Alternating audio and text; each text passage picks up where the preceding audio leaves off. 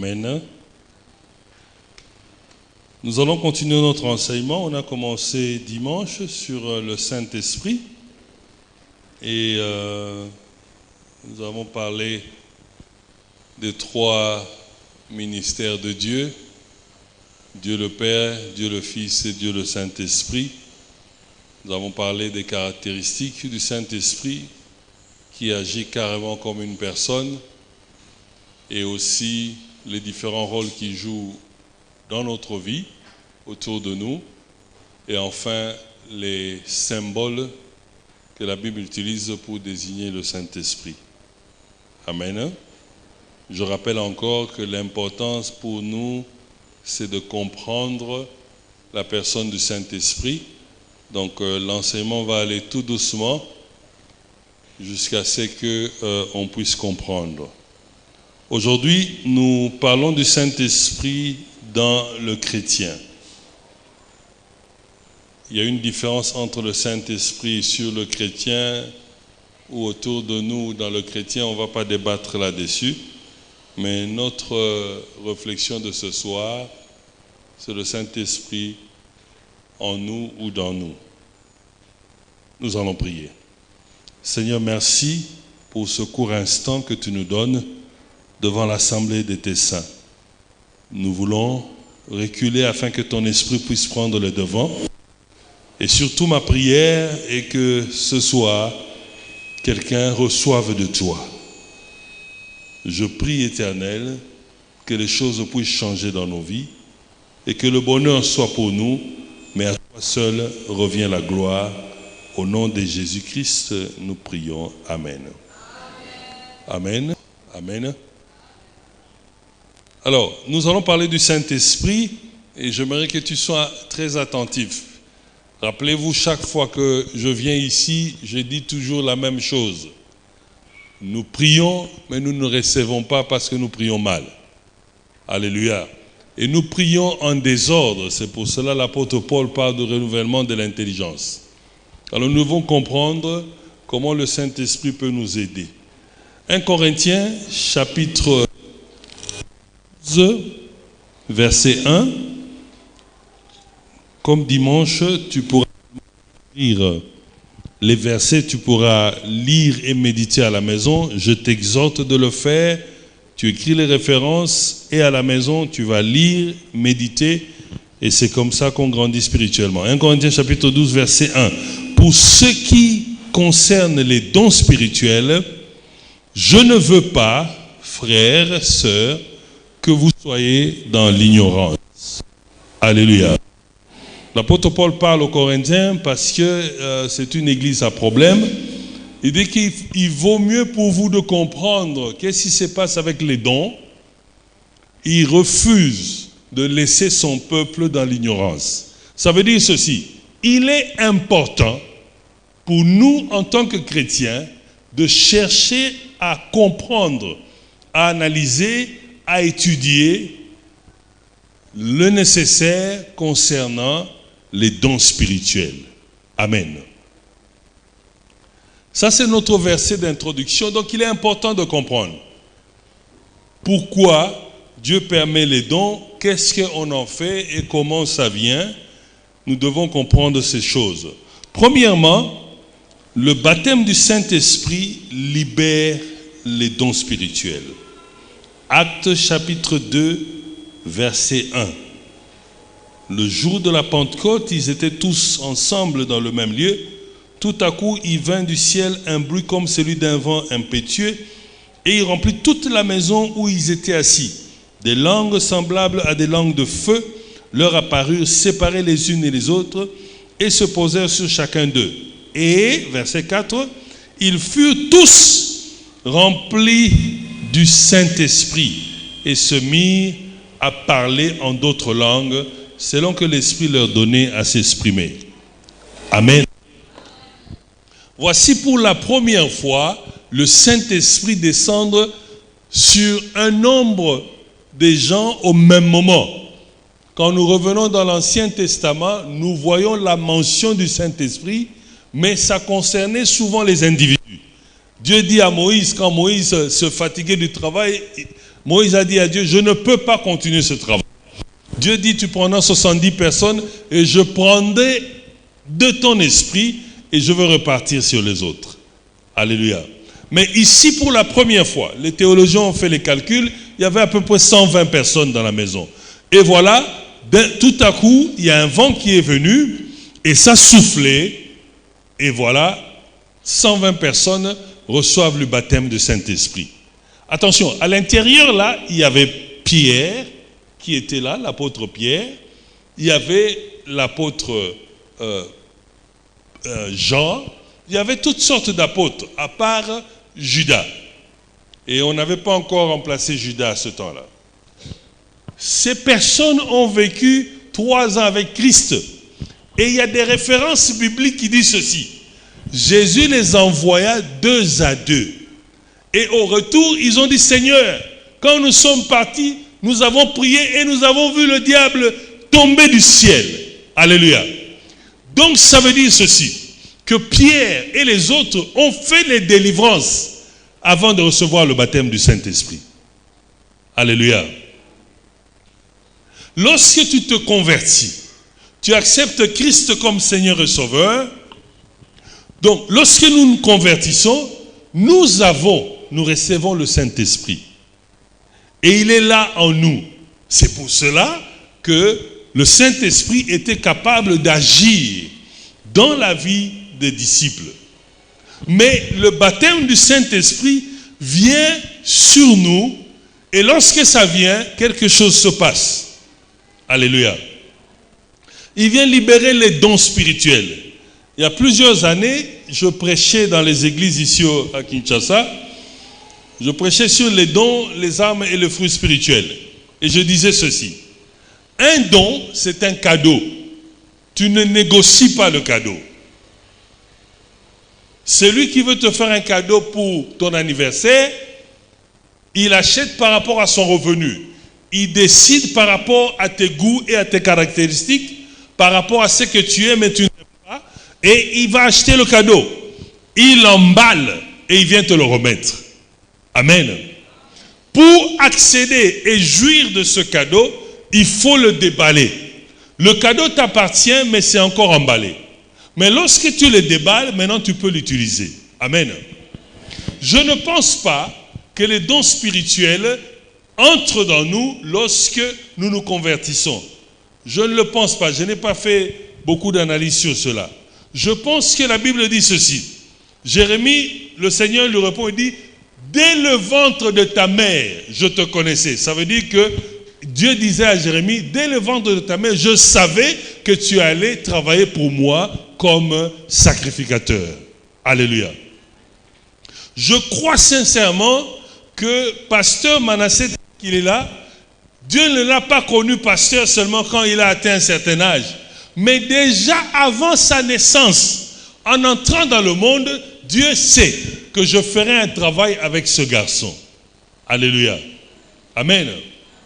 Donc les dons spirituels entrent en nous et nous ne savons pas quand est-ce que c'est entré. Nous n'avons pas assez de précision sur cela. Mais ce qui est vrai, lorsqu'on reçoit le baptême du Saint-Esprit, les dons commencent à s'ouvrir. C'est à ce moment-là que le Saint-Esprit vient, il déballe le cadeau que Dieu nous a donné. Amen. Lorsqu'il déballe maintenant, nous pouvons l'utiliser. Avant, nous l'avons, mais c'était emballé et nous sommes incapables de l'utiliser de nous-mêmes. Alléluia. Donc le baptême du Saint-Esprit est venu pour libérer ces dons. Ces dons, en se libérant, nous pouvons maintenant œuvrer par cette voie-là. Deuxièmement, qui peut recevoir un don spirituel? Éphésiens 12, verset 4. Il y a diversité de dons, mais le même esprit. Verset 7. Or, à chacun, je m'excuse, ce n'est pas Éphésiens 12, c'est 1 Corinthiens 12. Or, à chacun, la manifestation de l'esprit est donnée pour l'utilité commune. Un seul et même esprit opère toutes ces choses, les distribuant à chacun en particulier comme il veut. Amen. Je retiens seulement ceci. À chacun, il a été donné un don pour l'édification de la communauté. Alléluia. Lorsque Dieu, par son esprit, distribue les dons, il n'a pas choisi seulement ceux qui vont devenir les pasteurs. Il n'a pas seulement choisi ceux qui vont devenir des évangélistes ou des apôtres. Il donne à tout le monde, sans exception. La bonne nouvelle ce soir, c'est celle-ci. Tel que tu es assis là, tu as un don spirituel dans toi. Pour moi, c'était la grande révélation. Je me considérais comme le plus petit de l'église, le moins spirituel. Mais lorsque j'ai lu ces versets et j'ai compris que moi aussi j'avais un don spirituel, j'ai commencé à rechercher de voir ce don-là. Et j'aimerais te rassurer, mon frère et ma soeur, même si tu ne chantes pas encore à la chorale, même si tu n'es pas encore dans le protocole, ou tu ne fais encore rien dans cette église ou dans ton église, je te confirme ce soir que dans toi, il y a un don spirituel. Le jour où on m'a dit ça, pasteur, je me suis levé, j'ai commencé à faire des chutes. Parce que j'avais cette joie. Le jour où le don s'est manifesté, pour la première fois, quand ça s'est manifesté, j'étais tellement content que j'ai fait des chutes à l'église dans la joie. Alléluia. Ah, je crois que quelqu'un allait dire amen ici. Est-ce que si on te dit que si tu arrives à comprendre que tel que tu es assis, c'est vrai tu n'as jamais parlé en langue, c'est vrai tu n'as jamais prié pour quelqu'un, tu n'as jamais prophétisé, mais je te dis ce soir, tu as un don spirituel en toi. Ça se trouve là. Mais tout ce qui te reste, c'est de t'ouvrir au Saint-Esprit pour que lui puisse déballer cela. Alléluia. Il n'y a pas d'âge pour les dons spirituels.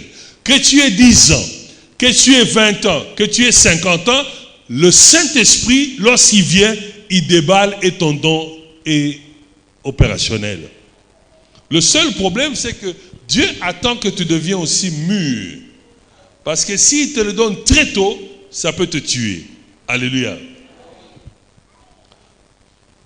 Vous savez, j'utilise beaucoup l'exemple de pasteur Manassé comme ça, même si je dévie, s'il se fâche, il ne va pas me tabasser. Mais si j'utilise ton exemple, si je dévie, tu vas quitter l'église. Pasteur Manassé a des garçons. Il a beaucoup de garçons. Si tu lui demandes, est-ce qu'à 8 ans, il pouvait laisser son fils prendre le rasoir et se raser la barbe? Il dira non. Pourquoi? Parce que la gilette peut blesser le garçon, n'est-ce pas? Mais le même garçon à 20 ans maintenant, il n'aura pas de problème pour le laisser la gilette pour se raser. Parce qu'il sait que maintenant il est mûr, il a grandi, il est capable de bien gérer la situation. Alléluia. Quand Dieu donne aussi très tôt, quand les dons se manifestent très tôt, on commet beaucoup d'erreurs. Je me rappelle quand on s'est converti, j'étais tellement dans la joie, on est parti à l'église, on priait comme de fous, on nous mettait à genoux de 15h à 20h. Si tu mets les gens à genoux comme ça ici, l'église est finie. Mais nous, on nous mettait à genoux. On était à genoux dans une salle. Je crois que tu prends le mur ici, là, la colonne là, ici, donc le podium seulement. Hein, c'était à peu près ça. Non, même ça, c'est grand. Je prends le podium, je m'arrête peut-être ici, là. Et nous étions peut-être à 50, à genoux, en train de prier. Tu ne peux pas bouger. Tu ne sais même pas lever les mains, parce qu'on est tellement serré. Et il faisait chaud, il n'y avait que les tôles comme ça. Pas de ventilateur. On va prier, on va transpirer comme tu n'as pas idée. Mais nous avons la joie. Alléluia. On avait cette joie-là de prier. Et moi, dans cette joie, un jour, le pasteur n'est pas venu. C'était la veille. On avait veillé chaque mercredi la nuit. Le pasteur n'est pas venu. Il y avait le diacre qui était là. Le diacre devait diriger les chansons. Et moi, je devais prier pour les gens. Il me dit, non frère, toi tu vas prier pour les gens. J'ai dit, oh, comment moi je vais prier pour les gens? Parce que je ne me connais pas. Il dit non, il n'y a pas une autre personne, il n'y a que toi. Tu dois prier pour les gens. Et on a commencé la veillée. À un moment donné, il y avait des sœurs qui avaient des dons de prophétie. Elle appelait les gens. Et puis, quand on appelle quelqu'un au milieu, la sœur qui fait la prophétie ou quoi, je ne sais pas, va dire le problème de la personne. Va dire non, prie pour ceci, cela. Et puis, on appelle un frère, on le sort de la foule, il se met à genoux. Je demande à la sœur, Bongoye Ninikas. Il dit, on a peine à habiter. Alléluia. Mais qui a sorti le frère au milieu? Moi aussi, je n'ai pas compris. Le frère est là à genoux. Je regarde le diacre qui était en train de donner la chaussette. Il me fait ça. Donc, impose les mains. Bon, maintenant, moi, j'ai peur. Comment je vais imposer les mains? Je n'ai jamais imposé les mains. Bon, je ne connais même pas les formules du pasteur. Parce que quand le pasteur priait, il y avait beaucoup de formules. Là, je ne comprenais pas. Alors, ce jour-là, j'ai dit, je vais fermer mes yeux. Je ferme les yeux. Et je prends mes mains. Quand je veux toucher le frère, je vois le frère reculer. Je m'approche pour toucher. Au fur et à mesure que je m'approchais pour le toucher, et il reculait et il est tombé. Il a commencé à ramper comme un serpent. Et j'ai commencé à crier, serpent ancien. Parce que j'avais entendu un jour le pasteur dire serpent ancien. Alléluia. Donc c'était dans ce désordre-là que pour la première fois, Dieu m'a utilisé pour la délivrance. Alors moi je croyais que lorsque tu pries pour quelqu'un, ou quand les gens prophétisent, ils sentent même une chaleur. Moi je n'ai rien senti. J'ai dit, mais non, qui est l'autre côté? Alléluia. Mais j'étais tellement dans la joie, quand je suis rentré chez nous à la maison, j'ai appelé tout le monde. J'ai appelé mon père, mes frères, je les ai fait asseoir. J'ai dit, vous là, si vous ne vous convertissez pas, c'est vous qui amenez les problèmes ici dans la maison. Vous devez vous convertir. D'ailleurs, désormais ici on doit prier. Mon père me regarde et dit, c'est toi le chef de la maison ici? Alléluia. Je n'avais pas de sagesse. J'étais seulement dans ce zèle-là que je venais de prier pour quelqu'un et une délivrance s'est produite. Mais aujourd'hui, je n'allais pas faire la même chose parce que je suis devenu mûr. Alléluia. On a dit, on va évangéliser. On est parti avec le pasteur Manassé derrière la foire alimentée. On évangélisait, on arrive à un coin là. J'ai dit, frère, tu habites de ce côté? Il me dit oui. Je lui ai dit, mais connais-tu Jésus? J'étais sérieux. Il me dit, ah, papa.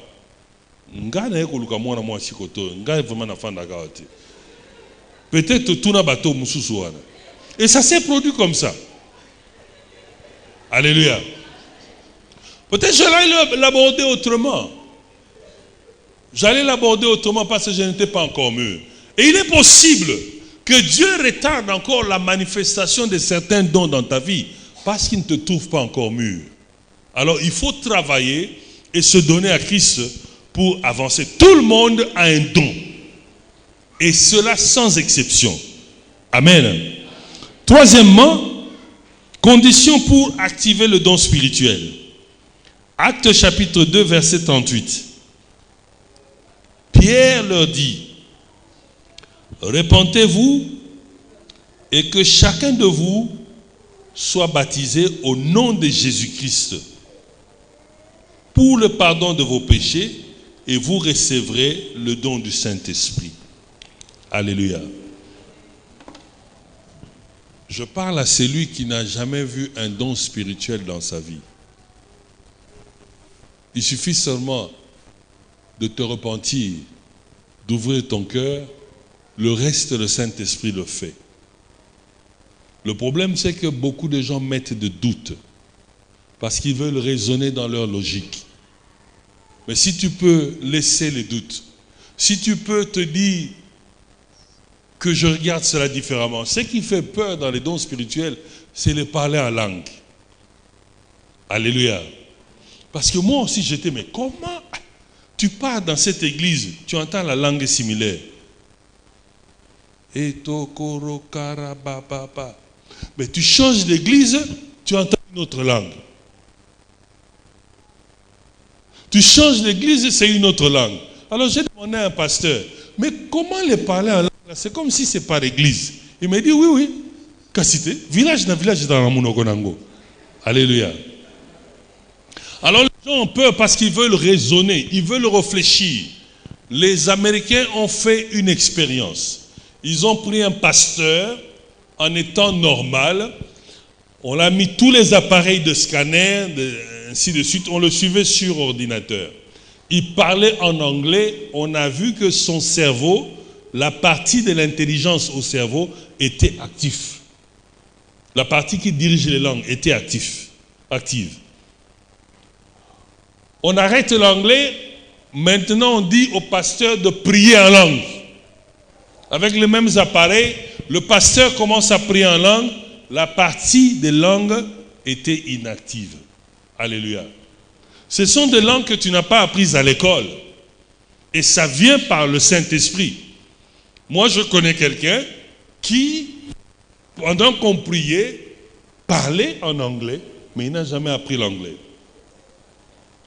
Et un jour, j'étais aux États-Unis, nous sommes en train de prier, un vieux missionnaire est venu, il priait avec nous, et on était avec un frère du Katanga. Pendant qu'il priait, un blanc a commencé à parler une langue. Et le frère me dit, Papa Guy, ça c'est ma langue maternelle, c'est le Kirubakat. Et on a compris, le frère a compris à la fin. Le frère a dit, ce type-là a dit ceci, a dit ceci, a dit ceci. Mais lorsqu'on met trop de préjugés, ou peut-être on se dit, est-ce que je peux me retrouver dans cet état? Nous nous bloquons. Alléluia. Il est bon de savoir, tout cela est possible pour tout le monde. Mais il ne faut pas trop raisonner, sinon tu vas te bloquer pour rien.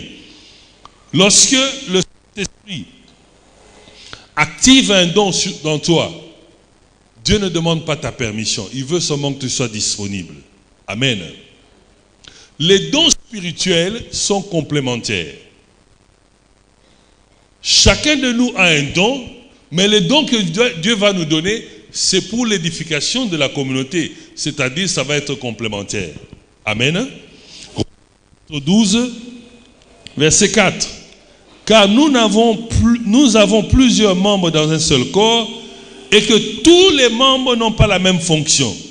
Ainsi, nous qui sommes plusieurs, nous formons un seul corps en Christ, et nous sommes tous les membres, sommes tous membres les uns des autres. Lorsque Dieu amène des dons à l'Église, il l'amène dans une complémentarité. Nous ne pouvons pas avoir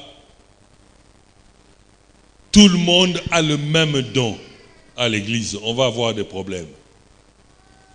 Mais Dieu complète dans l'Église, si quelques-uns ont tel don, d'autres peuvent avoir un autre aussi. Alléluia. Et cela ensemble fait la force du corps de Christ. Laissez-moi vous donner quelques exemples des dons dans la Bible. 1 Corinthiens, chapitre 12, verset 8. En effet, à l'un est donné par l'Esprit une parole de sagesse, donc là c'est le don de parole de sagesse, et à un autre une parole de connaissance.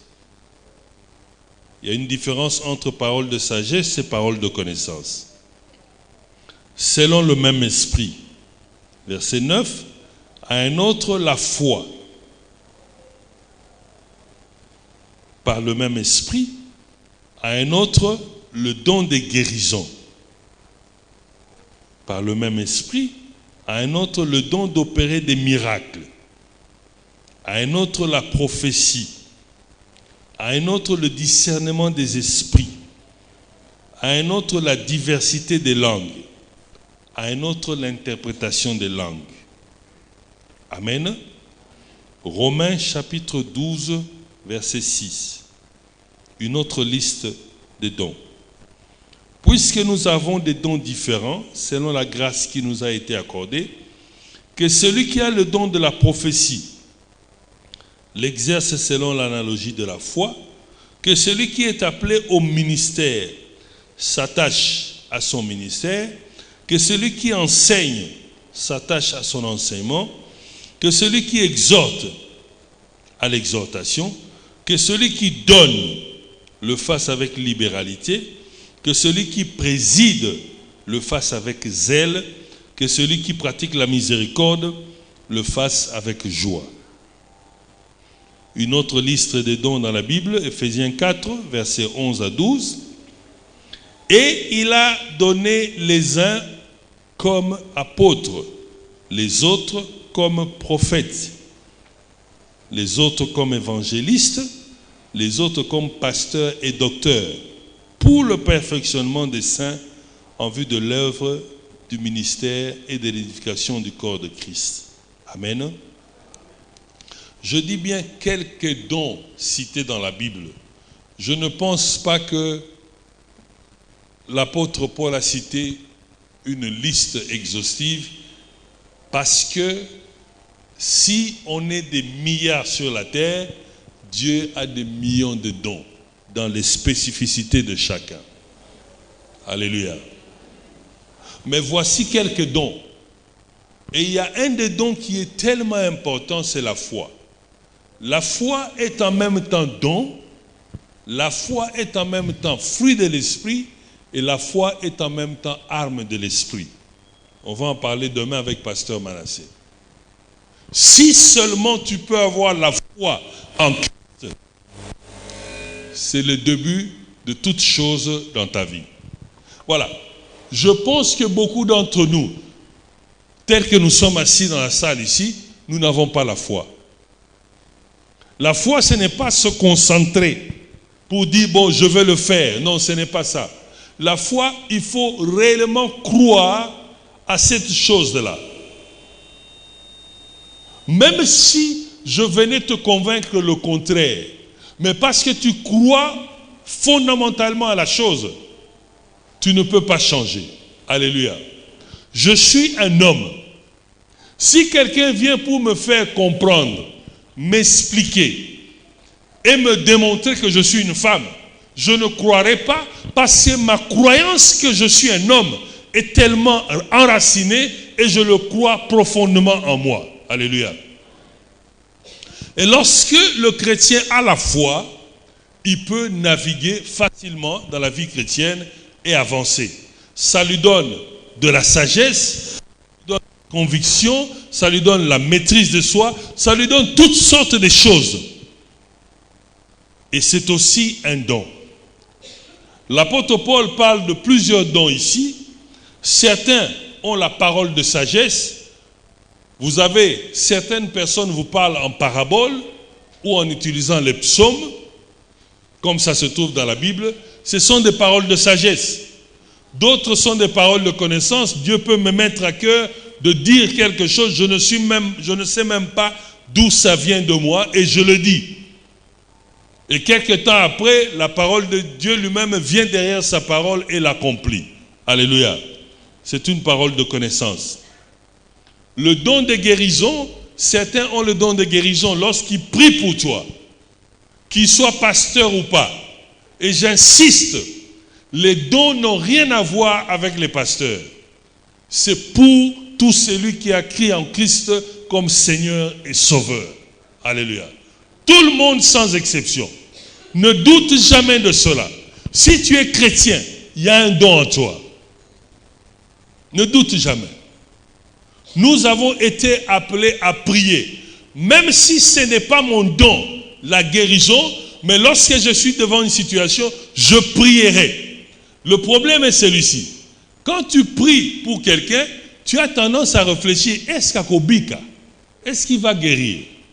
Je prie et je m'en fous de ce qui va se passer après. Ce n'est pas mon travail.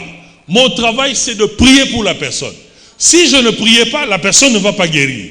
Si je prie et que Dieu exauce la prière, alors la personne a guéri. Alors j'ai intérêt à prier pour la personne.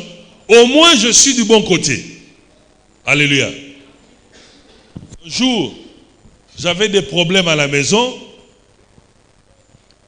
Et moi je priais pour appeler le pasteur à venir à l'église. J'ai appelé le pasteur. À ce temps-là, il n'y avait pas encore de téléphone. J'ai envoyé quelqu'un pour dire au pasteur de venir à la maison. Le pasteur a traîné. La nuit est arrivée. La nuit est arrivée Et je me suis endormi. Et dans mon sommeil, je fais un rêve. Je vois le pasteur et les autres membres de l'intercession me dire, pourquoi tu me déranges? Pourquoi tu veux que je vienne chez toi pour prier? Ne sais-tu pas que ce que moi j'ai, toi aussi tu l'as? Lève-toi et prie pour la personne. Alléluia. Et je me suis levé, j'ai prié pour la personne, c'était dans ma maison, et il y a eu guérison. Amen. J'ai fait un autre rêve il y a longtemps. J'ai dit à quelqu'un qui venait de se marier et j'étais le témoin de son mariage. Le lendemain de son mariage, je reviens pour lui dire, Dieu m'a dit que ce mariage ici, ce n'est pas ton mariage. Alors là, on avait des problèmes parce que moi, j'étais témoin du mariage. J'ai signé à la commune comme témoin. Mais le lendemain, je reviens, je dis à la personne, non, Dieu m'a dit que vraiment ce mariage ici, ce n'est pas lui. Il ne fallait pas se marier. Alors, comme ce n'est pas son mariage, il vaut mieux que cette semaine, tu casses le mariage ici. Bon, vous voyez un peu quelqu'un qui vient de se marier, il a dépensé son argent, il veut jouir de son mariage, et moi je viens lui dire que non, ce n'est pas le mariage de Dieu, il faut mieux arrêter ça maintenant. Il a fallu me frapper, mais comme on était des amis, il ne m'a plus adressé la parole. Mais j'étais convaincu de ce que je disais.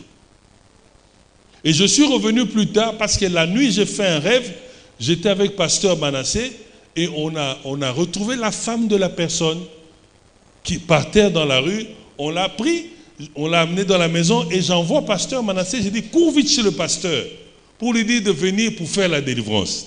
Et lui dans le rêve il me dit pourquoi tu veux que j'aille? Toi-même tu es pasteur, prie pour la personne. Et je me suis réveillé. Alléluia. Deux fois ne doute pas parce que tu n'as encore rien vu dans ta vie. Tu es chez toi à la maison, il y a un cas de maladie, lève-toi. Donne une chanson, adore ton Dieu. Prie pour la personne qui est malade. Alléluia. Bon, nous avons des maladies qu'on essaye de calculer. Quand c'est bon, exemple, tout passe. Quand tu viens chez moi, j'ai mal à la tête, je dis, allez, prends le paracétamol. Ah, il y a un problème, il a tout le temps des maux de ventre. Ah, ça, on peut prier. Hein. On vient imposer les mains. Et puis on dit, ah, il a le diabète. Ah, ça ne part pas. Il ne faut même pas prier. Alléluia. Non, moi, je ne suis plus comme ça. Il y a un problème, quelqu'un se présente pour la prière, que tu t'appelles le diabète ou n'importe quelle maladie. Comme la personne s'est déplacée pour la prière, je prierai. Qu'est-ce qui va se passer après? Ça ne me regarde pas. Alléluia. Parce que moi, je crois, si Dieu m'a donné ce don, c'est que lui, il est capable de faire le miracle. Il est capable de guérir. Ce n'est pas mon travail de guérir quelqu'un. Mon travail, c'est seulement d'être le courroie de transmission. Alléluia. Si tu n'exerces pas ton don, c'est que beaucoup de gens sont retardés à cause de toi. D'autres devaient accéder à la guérison, d'autres devaient connaître Christ, d'autres devaient monter de niveau dans leur spiritualité, mais parce que tu n'exerces pas ton don envers eux, tu les empêches d'avancer dans leur vie. Amen. L'apôtre Paul parle d'autres dons ici, diversité des langues. Il y a des gens qui peuvent, pendant la prière, il peut commencer à parler dans une autre langue. Et il peut aussi faire une autre langue. Supposons que toi tu es Muluba, parce que c'est à la mode, mais nous sommes dans la prière et tu commences à parler en Kikongo. Et pendant que tu parles en Kikongo, tu sors là-bas, tu commences à parler en Swahili. C'est possible. Alléluia.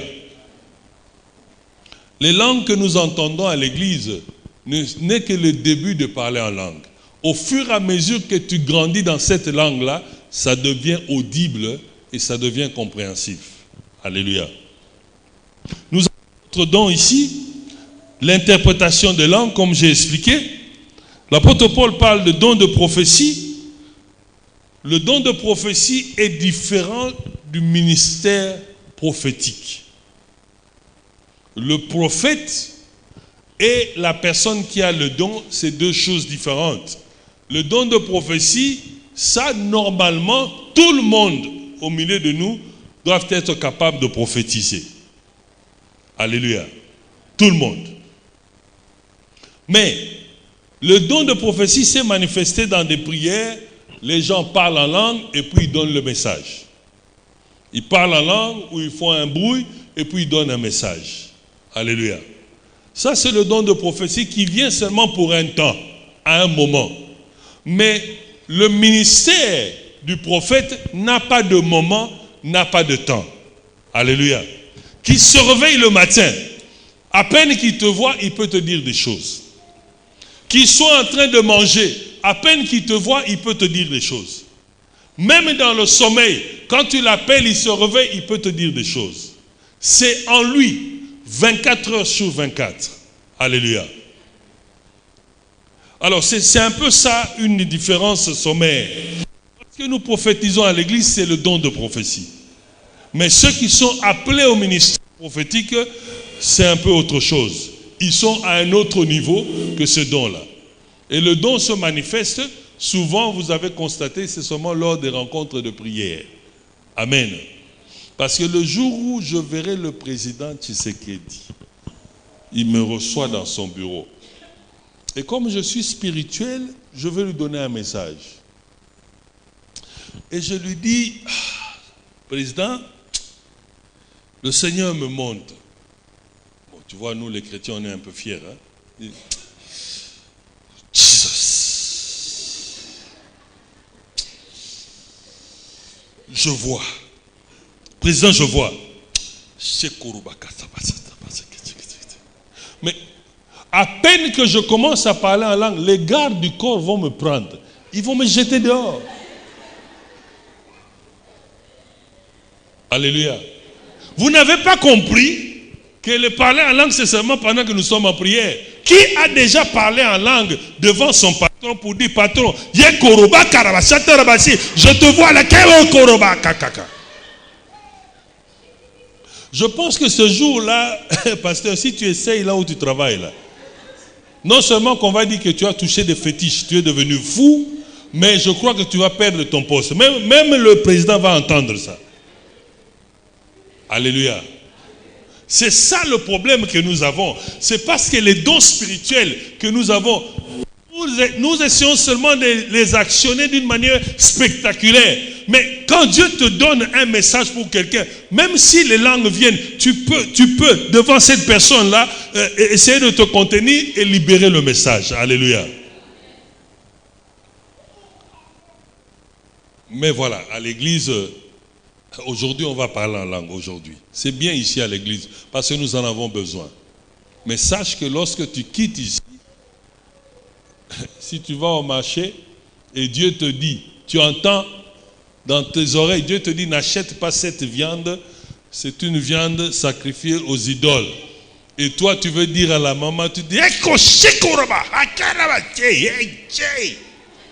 idole, idole, idole, idole, idole. Alléluia. Non, des fois, on est trop spirituel pour rien. Hein? Alléluia.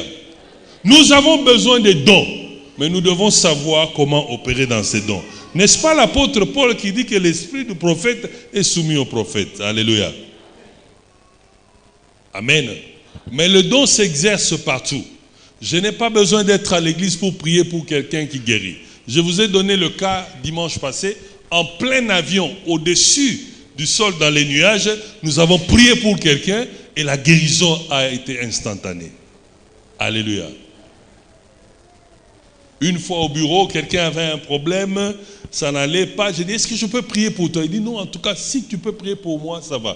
Mais comme nous étions au bureau, si je prie devant tout le monde, ce n'est pas bon. Parce qu'il y a des lignes de conduite au bureau. J'ai dit, non, est-ce que tu peux venir vers les toilettes? On est allé dans le couloir de toilette. Je dis, agenouille-toi ici.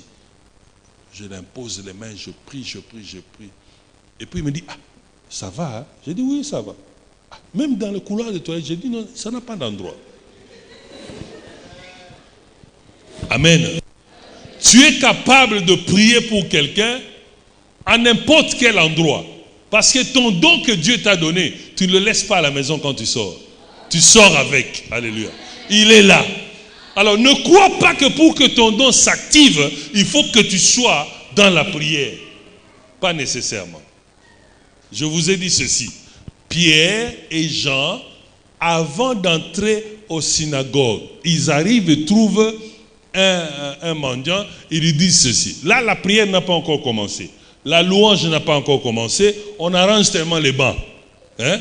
Ils arrivent là, ils disent, or et argent, nous n'avons pas. Ce que nous avons, nous te le donnons.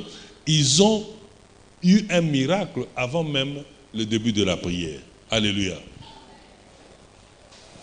Moi, j'ai vu, dans l'ancien temps, c'était les gens de Nzambe Malamu, il y avait un fou qui régnait à Kinshasa, et une des mamans, ce jour-là, le fou s'est présenté devant elle. C'était une maman qui suivait beaucoup Mosé Adine, elle était évangéliste à ce temps-là. La maman regarde le fou et dit, toi! Et ce jour-là, le fou a obéi. Et la maman dit, toi, esprit de folie, quitte ce monsieur. Et ce monsieur, l'esprit de folie est sorti de lui. Et il a été guéri. Mais c'était un fou que tout le monde connaissait depuis des années. Mais seulement ce jour-là, le fou a choisi la mauvaise personne. Il est venu chez quelqu'un qui avait le don de guérison, de miracle, et elle a donné l'ordre à l'esprit. L'esprit de folie est parti. Le fou est devenu même plus tard serviteur de Dieu. Alléluia. J'ai vu au Burkina, je suis allé faire une conférence des pasteurs et on m'a dit, est-ce que tu peux venir avec nous? Il y a un papa qui a un ministère puissant. Il veut te rencontrer. Vous savez, moi je n'aime pas l'histoire ministère puissant parce que tous les ministères pour moi ça vient de Dieu. Alors je suis curieux, on sort de Ouagadougou, on va dans les périphéries et on arrive là, un vieux papa, très sale. J'ai dit, pourquoi vous m'amenez ici? Non, ce type a le don et son ministère c'est seulement pour les fous. Je m'assieds avec lui. Il me visite les fous. Ils sont enchaînés aux arbres là-bas. On les amène fous et la majorité sortent de là guéris. Mais il dit qu'il a un combat terrible avec Satan. Tu vois même un bébé de 2 ans qui a déjà la folie.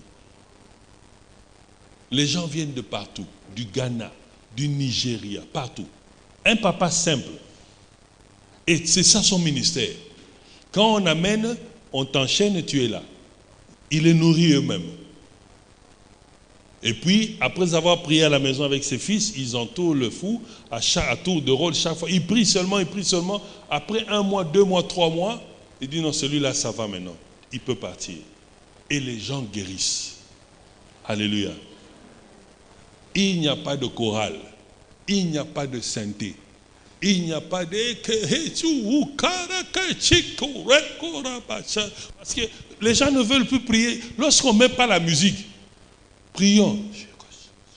Dès qu'on met la musique, les gens commencent à crier. C'est comme si c'est la musique qui nous active pour prier.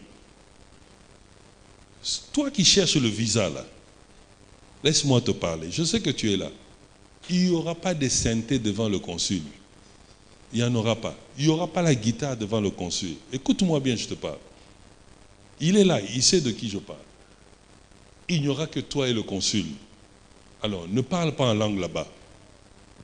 Alléluia. Lorsque Moïse était mort, la Bible dit que le corps de Moïse a été enseveli par Dieu, personne ne connaît. Mais le jour où Dieu envoie l'archange Michael pour récupérer le corps de Moïse, ce jour-là, Satan est venu. Et ce que j'ai aimé ceci, dans la Bible version anglaise, on dit ceci. Michael n'a pas utilisé les propos injurieux. Il a dit à Lucifer, le Seigneur, mon Seigneur t'a déjà vaincu. C'est-à-dire, il a utilisé l'autorité qui est en elle. Alléluia. Et cette autorité vient dans la combinaison des dons spirituels, des fruits spirituels et des armes spirituelles. Et tu sens en toi l'autorité. Lorsque tu rencontres le président, tu n'as pas besoin de parler en langue, mais tu lui dis quelque chose, il dit non, ce type-là est sage, ou ce type-là est intelligent. Alléluia. Ceux qui enseignent peuvent enseigner, ceux qui donnent. Ah, j'aime bien cette partie-là. On dit il y a certaines personnes qui ont le don de donner. Alléluia. Mais on leur dit si tu donnes, donne avec libéralité. Amen. J'aimerais donner un peu la nature de tous ces dons et les catégoriser. Nous avons un groupe de dons, ce sont des dons de service. Ce sont les dons pour faire le service dans la maison de Dieu. Le frère qui prend les images, il a peut-être le don de ce genre de travail. C'est un service. Les gens qui font le protocole, c'est un don. Il faut avoir le don pour faire le protocole. Laissez-moi parler au protocole ici. Vous, quand nous venons là, vous fermez les yeux. Tu vas nous faire fouiller. Si tu n'as pas ce don-là, on prie pour toi, tu prends des enseignements. Alléluia. Celui qui a le don de protocole, on le sent. Quand il arrive, quand tu arrives, il te reçoit avec beaucoup de gentillesse. Bonjour mon frère, bonjour ma soeur, bonsoir mon frère, bonsoir ma soeur. Comment vous vous appelez? Ah, moi c'est Jean. En tout cas, nous sommes très contents de vous recevoir ici au centre évangélique Torrent de Kérit. C'est la première fois? Non, c'est la deuxième fois. Ah, mais on ne s'est jamais vu. Attends, aujourd'hui après le culte, on va parler. Laissez-moi vous installer. Vous voulez quel côté? Ah, je veux être à droite. Non, tu sais, le pasteur tourne beaucoup à gauche. Je te conseille ça. Oh, il y a un dialogue qui entre et la personne est prête pour recevoir le message. Mais yo toye awa déjà à la porte là aux autres talango. Vous savez que le protocole décourage beaucoup de gens. Il faut la contre-évangélisation. Maman, si tu n'as papa, maman ou frère ou sœur, si tu sens toi que tu n'as pas le don de protocole, ce n'est pas une honte. Hein? Viens en secret comme Nicodème, viens voir le pasteur, dit pasteur, j'aime le protocole, mais le protocole ne m'aime pas. Aide-moi. Alléluia. Parce que tu es déjà le miroir de l'église. À l'entrée là, tout le monde te voit. Amen. Moi, il y a une seule plainte que je fais du Congo ici. Je trouve que le service d'accueil est nul au Congo. Que tu ailles dans les restaurants, c'est nul. Tu vas dans un restaurant, les deux barman là qui doivent vous servir sont en train de se chamailler. Mais c'est quoi ça? J'étais dans un restaurant où tu payes un repas à $30, mais je vois les serviteurs en train de se chamailler devant les clients. Alléluia. Amen. C'est un don, le protocole. Ça, c'est un don de service. Tu reçois les gens avec joie. Même si à la maison, ton mari ou ton fiancé, vous ne vous êtes pas entendu. Quand tu arrives ici, tu n'es pas là pour ton mari ou ton fiancé. C'est vrai. C'est quoi? C'est quoi? Hein? Le matin comme ça, c'est quoi, papa? Tu es venu pour prier, mais tu es venu pour moi. Entre seulement. Depuis qu'on donne les chaises aux gens, entre, choisis, il y a beaucoup de chaises vides. Vous exagérez aussi. Il y a beaucoup de chaises vides ici. Vous voulez encore demander des chaises. Alléluia. Reçois les gens avec joie. Et tu verras, la personne va revenir. Alléluia. C'est un don. Amen. La chorale aussi, c'est un don. Quand tu chantes, on sent aussi la présence de Dieu en toi. Parce qu'il y a des frères qui chantent, tu te dis, oh, donc il est là, d'abord il a changé de posture. Hein, le pied est devant là, l'autre est derrière. Et puis il est comme ça. Il prend le micro comme ça. Hein? Quand tu chantes, il est là. Bah ouais, il est l'autre côté vraiment. Alléluia. Mais chante quand même avec beaucoup de douceur. Il y a des chorales où ils chantent, tu ne sens rien. Tu te dis, mais c'est quoi ça? Alors moi, j'ai 3 jours à jeûne à sec.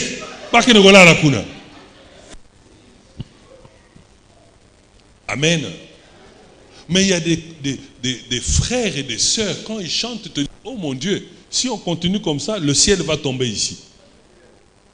S'il continue, l'enlèvement va se produire, on va monter. Si tu me mets dans la chorale, tu vas souffrir. Les gens vont quitter l'église. Parce que je ne sais pas chanter, ce n'est pas mon don. Amen. Donc, ce qu'on appelle hors gamme, contre gamme, donc, tout ce qui ne va pas avec la musique, c'est moi. Je sais que ce n'est pas mon don. Alors, je prie toujours que lorsqu'on sera au ciel, que les gens de la chorale, comme ils ont régné dans l'adoration, soient derrière moi. Moi, je vais être dans l'adoration. Parce que là-bas, il y aura plus de limitations. Alléluia. Lorsque tu découvres ton don, sers Dieu avec ça, avec beaucoup de zèle. Et avec beaucoup de douceur. Laisse-moi te dire, quand tu dis, non, non, c'est pas toi. Dieu a donné le message par toi. Dieu a donné cette vision par toi. Parce que moi, j'ai mon don. Mon don. Ce n'est pas ton don. Amen. C'est le don de Dieu. Il t'a seulement donné parce qu'il t'aime. Et il te l'a donné. Alléluia. Donc il y a des dons de service. Mais il y a aussi les dons de ministère, qu'on appelle en anglais office gift, le don de l'office. Ce don-là, c'est pour faire le travail. L'apôtre, c'est un don que on vient de lire. Le prophète, le pasteur.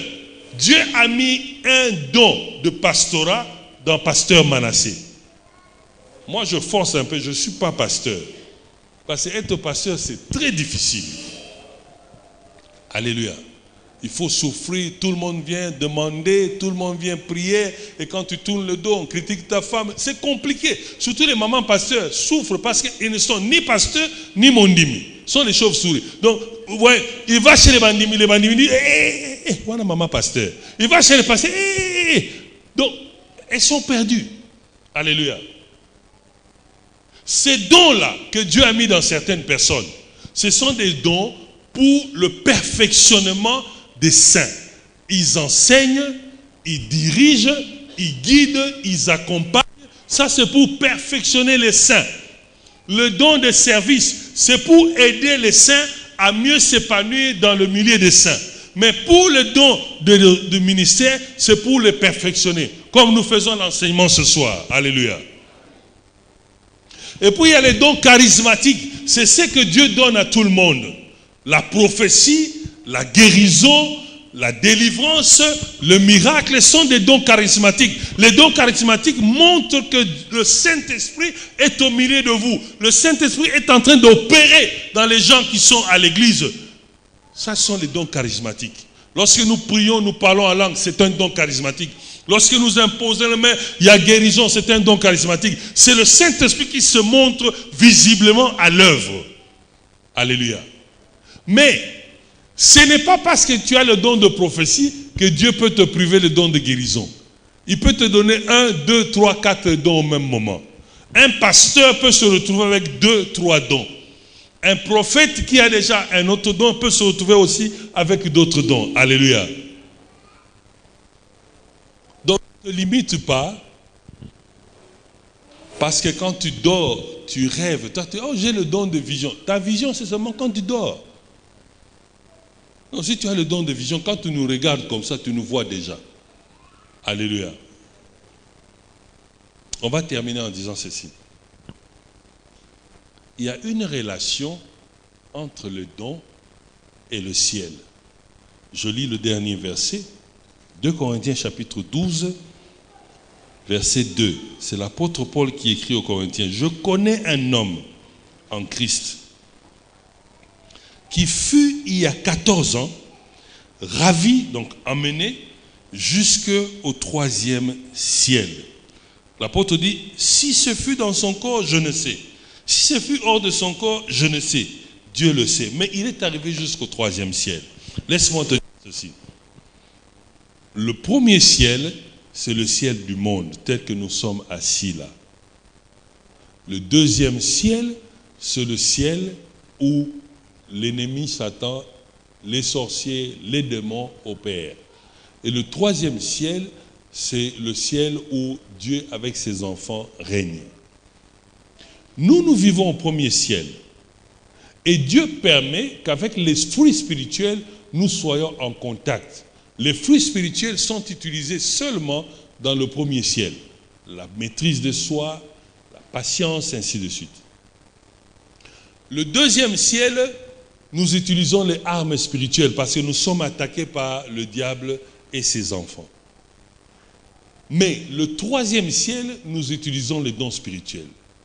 Donc Dieu te donne un don pour que tu sois capable de connecter directement avec lui dans cette matière-là et obtenir la réponse. Alléluia. Lorsque tu pries en langue, tu communiques directement avec Dieu.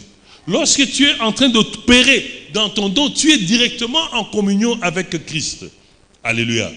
Donc le don spirituel qui sont là nous permettent d'entrer dans le monde spirituel et de toucher le trône de Dieu. Amen. Lorsque tu reçois une prophétie, ça ne vient pas du premier ciel, ça ne viendra pas du deuxième ciel, mais ça viendra du troisième ciel. L'Esprit de Dieu t'envoie le message et maintenant tu le proclames. Donc ne néglige pas ton don, parce que c'est par ce don-là que tu es tout le temps en connexion avec ton Dieu. Alléluia. Nous allons nous mettre debout, on va prier. On va prier.